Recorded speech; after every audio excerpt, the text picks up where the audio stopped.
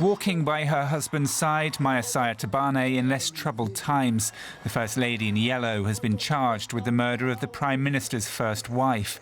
The case is testing the division of powers between the judiciary and the government.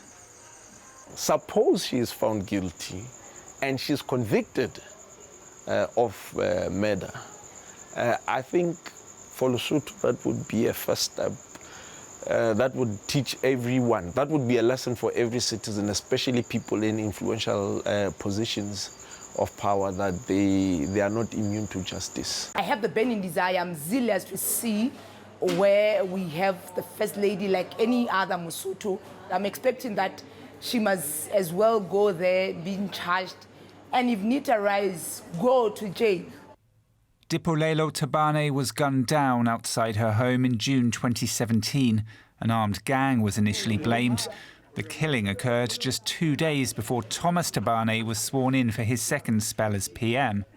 He'd not only been fighting an election campaign, but also a bitter divorce against Lipolelo.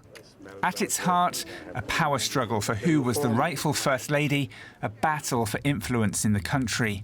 Last month, Lesotho's police commissioner linked Thomas Thabane's mobile phone to a call at the time of the murder. The Prime Minister was himself then questioned by police, but he hasn't been charged. The story has sparked intrigue and anger in the normally peaceful country. Protesters want Thabane to quit as Prime Minister immediately. So far, he's only said he'll step down at some point because of old age. He's 80.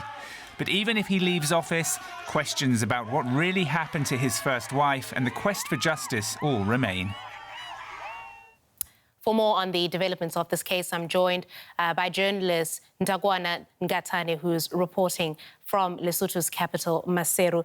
Hello, Ntagwana, good to see you. Obviously, hot off the press. I see you in the car making your way from that court. But tell us a little bit about what happened in court today. As I understand it, the formality of actually laying the charge happened.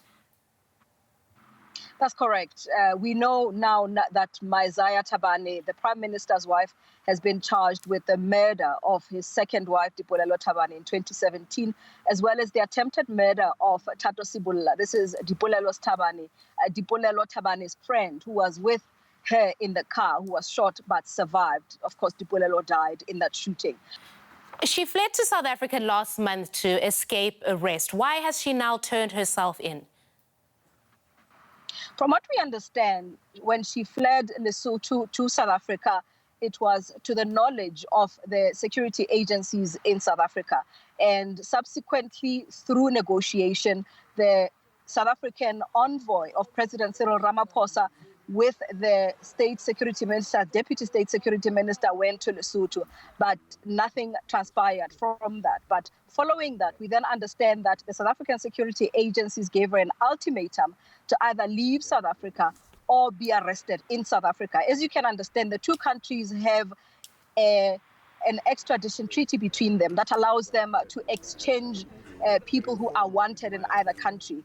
And as a result, that would have had to happen for her to go to Lesotho. However, because she was a fugitive from justice who was already wanted when she fled Lesotho, South African authorities could in fact arrest her and take her to Lesotho. As opposed to avoid that, her lawyer then advised her to go and report herself to the police, which she did yesterday.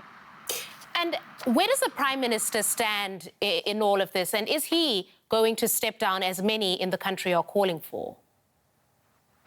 Well, Christine, what we know is that the Prime Minister was first written to by the Commissioner of Police, Holomo Modibedi, who informed him that his cell phone is the one that was actually called by people at the scene where Lipolelo Thabane was shot and killed in 2017. So from what we understood, he would have been the first person to be suspected of this crime. However, because Maesaiah Thabane has publicly declared that her and her husband share cell phones, and we suppose that because of other investigations that have now pointed more to her than to him, now it appears that she is the first accused in this case. However, what we can say is that the Prime Minister has been absent and quiet.